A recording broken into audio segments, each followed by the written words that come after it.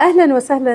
الفنان الشامي في باريس، صوت من الأصوات الشابة اللي صنعت لها اسم في الساحة العربية.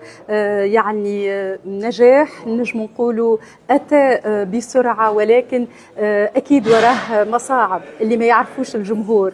أكيد الناس تقول الفن اللي يأتي سريعا شو وراه من مصاعب. أنت تحكي لنا عليه أكثر. أهلا وسهلا الساعة على راديو أوريون. صراحة يمكن بيشوفوا عمر صغير ففكروها اجت بسرعة، هي وراها سنين. بس أنا بلشت عمري كتير صغير، أنا يمكن 11-12 سنة، يعني عم نحكي عن أكثر من 10 سنين بمجال الفن والكتابة والتلحين. فهي الرحلة الطويلة كلياتها الحمد لله أثمرت بأهم مسارح العالم ومنها اليوم الحمد لله. أكيد أول مرة في باريس جمهور الجالية العربية، ما نقولش كان من سوريا ولكن من العالم العربي، يأتيك اليوم من كل الدول الأوروبية اليوم ليحضر هذا الصوت، ومن عديد الأجيال خاصة الجيل المراهقين. شنو هو السر الكبير ربما وراء المحبة هذه للفنان اللي ربما حب يوصل لهم أكثر لقلوبهم، لمشاغلهم، لمشاكلهم؟ هذا زمن الحقيقة، زمن الصدق، زمن السوشيال ميديا بتكشف الحقائق وبتكون قريبة من الجمهور. بهذا الزمن يلي بيقدر يوصل لقلوب الجمهور بحقيقته المطلقة وبيزرع معهم على المدى البعيد هو اللي بينجح الحمد لله رب العالمين. وأنا هذا اللي عملته، نزلت لهم الأغنية الحلوة واللي بتعبر عنهم وكنت قريب منهم، وهذا الشيء أثمر الحمد لله على المدى القريب وحيأثمر على المدى البعيد إن شاء الله. اليوم باريس أي فنان عربي كبير يتمنى يعني الوصول على ركح مسرح من مسارح الكبرى لباريس. الفنان الشامي ترى هذه ربما كان حلم يوما من الأيام أنه توصل لركح المسرح في باريس وتقابل الجالية العربية هنا؟ أكبر من حلم.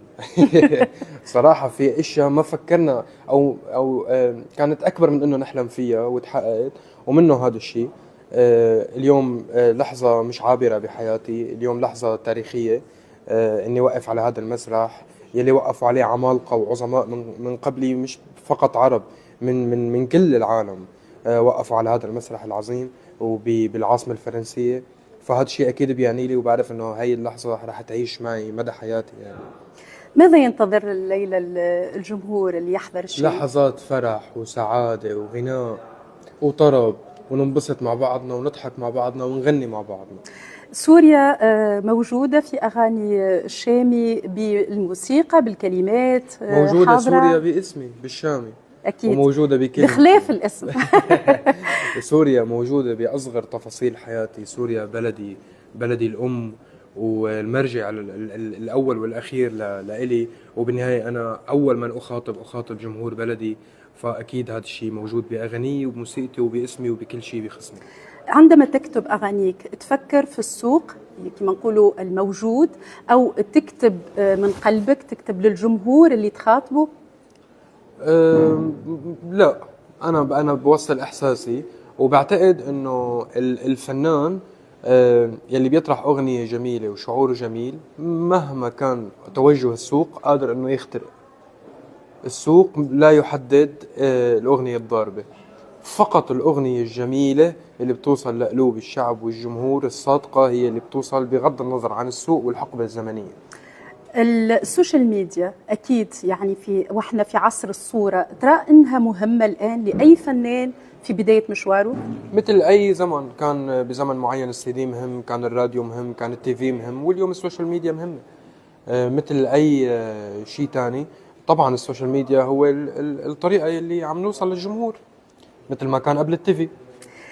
سؤال ختامي، ربما إذا كان يرجع بك الزمن التالي شوي، يعني بدايتك كنت ربما تعاود نفس الحلم أو تحلم أنه يسمع صوتك فقط، أنه توصل للنجاح اليوم كنت تحلم به؟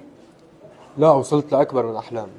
يعني فاتت الأحلام صراحة. خططت له هذا ولا؟ والله ما خططت له، هذا فضل من رب العالمين، وأنا طلبت من ربنا النجاح وطلبت من ربنا أني أوصل لقلوب الناس، وأعطاني أكثر بكثير وأكبر بكثير من ما طلبت. أغانيك مسموعة جدا على راديو أوريون، شنو تنجم تقول لمستمعينك؟ بحبكم كثير، ضلكم ناطريني بكل جديد، يقبرني ربكم الألبوم اللي جاي إن شاء الله حيكسر الدنيا. بحبكم إن شاء الله.